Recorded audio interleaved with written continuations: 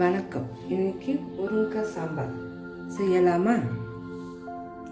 துவரம்பருப்பு ஒரு கப், 3 மணி அலசிக்கலாம்.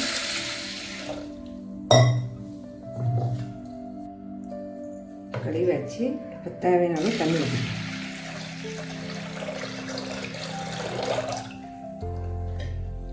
பச்சை மிளகாய்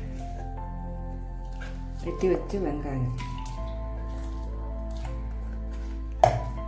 தக்காளி. முருங்கைக்காய் சாம்பார் ஈஸியாக இருக்கும், டேஸ்ட்டாகவும் இருக்கும். மஞ்சள்,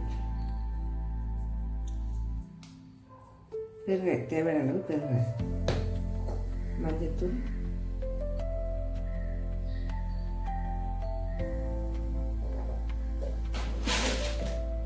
கல் உப்பு தேவையான.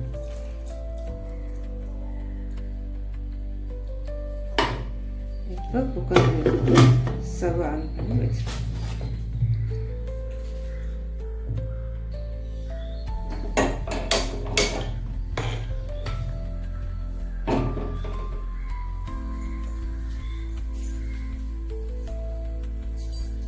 விசில் போட்டுட்டேன். பருப்பு வேகட்டும். அதுக்கு நம்ம முருங்கைக்காவை கட் பண்ணிடுவோம்.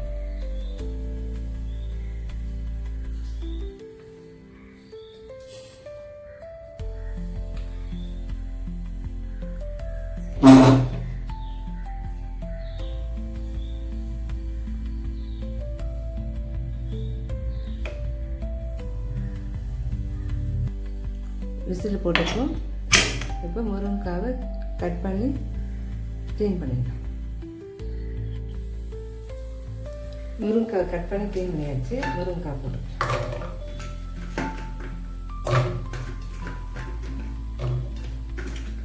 முருங்கைக்காய் போட்டு தேவையான அளவு மிளகாத்தூள் போட்டு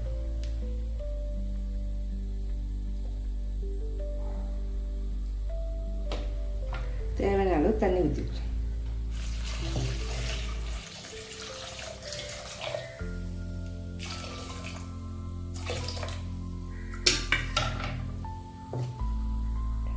இப்போ ஸ்டவ் ஆன் பண்ணி முருங்கைக்காவை வேக வச்சுக்கலாம்.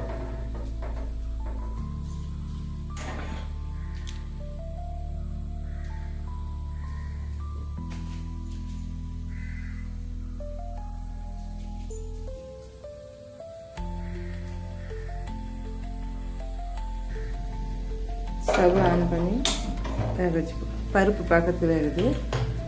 ரெண்டுத்தையும் மிக்ஸ் பண்ணிக்கலாம். ஏற்கனவே பருப்பில் உப்பு போட்டிருக்கோம். இதில் முருங்கைக்காய் வேக பண்ணிட்டு தேவையான உப்பு.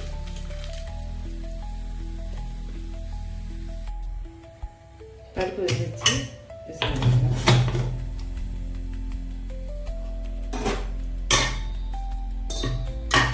அப்படியே ஒரு கரண்டி வச்சுருந்தாலே நல்லா மசிஞ்சு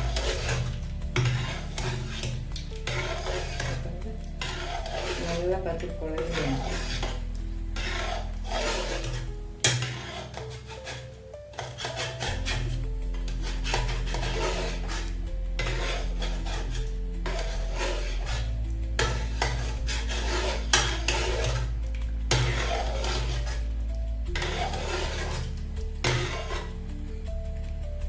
இப்போ முருங்கைக்காவும் கொச்சிச்சு. ரெண்டுத்தையும் மிக்ஸ் பண்ணிக்கலாம்.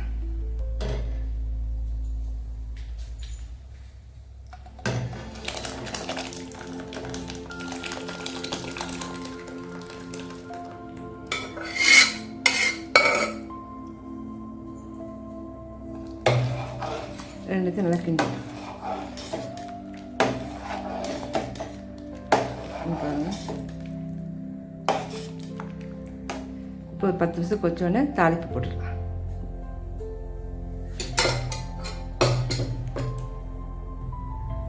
இப்போ முருங்கைக்காய் நல்லா கொச்சிச்சு. சாம்பார் நல்லா பாருங்கள், முருங்கைக்காய் நல்லா வெந்து விட்டது. சூப்பராக வந்துச்சு. சாம்பார் ரெடி. ஆனால் இதுக்கு முக்கியமானது தாளிப்பு கொடுக்கணும். தாளிப்பு கொடுத்தா ஃபினிஷ் ஆகும். தாளிக்கலாமா? சிம்பிளான தாளிப்பு.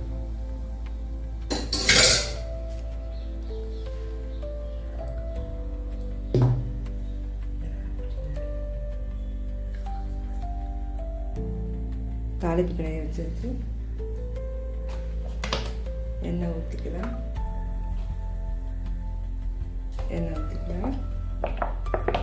தேவையான அளவு எண்ணெய்.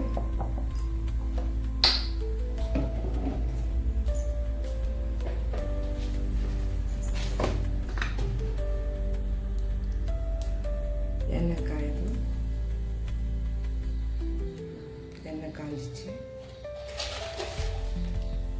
கடுகு போட்டுக்கலாம். கடுகு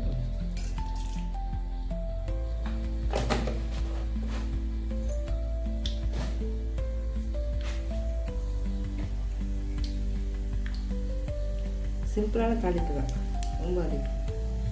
இது போட்டாலே சாம்பார் நல்லா வாசனை டேஸ்டியாக இருக்கும். கடுகு போட்டு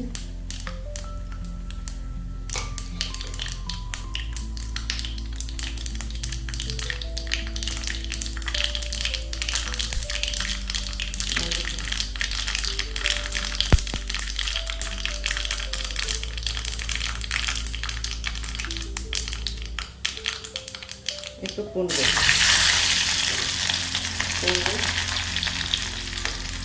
கருவேப்பிலை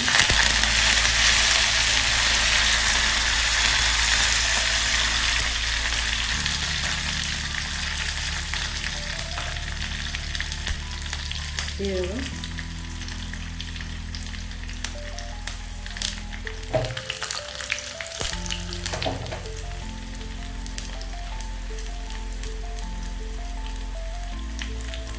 கொஞ்சமாக கொத்தமல்லி.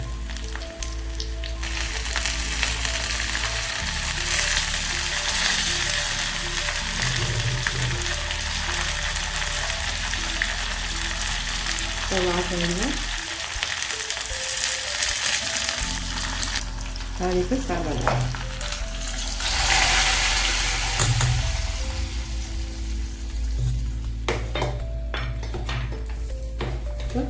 கொத்தமல்லி தூள்.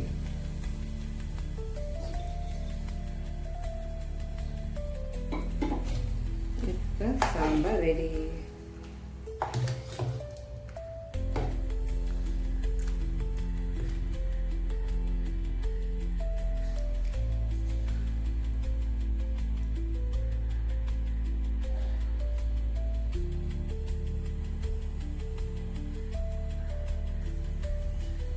சாம்பார் கமகம நல்லா ரெடி ஆயிடுச்சு.